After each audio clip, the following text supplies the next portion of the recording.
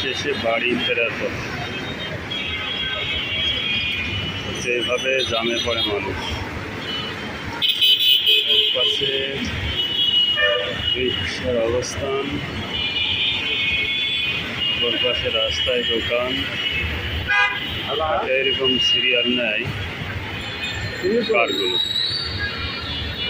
আচ্ছা তো দেখি না।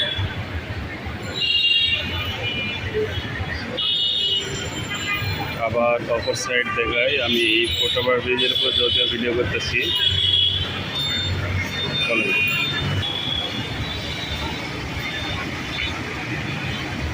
এই রাস্তায় ভ্যানের উপরে সবজি নিয়ে বিক্রি করতেছে, যার জন্য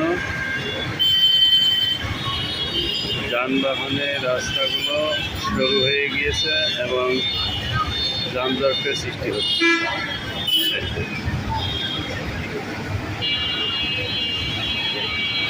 থ্যাংক ইউ ভিডিওটি দেখার জন্য।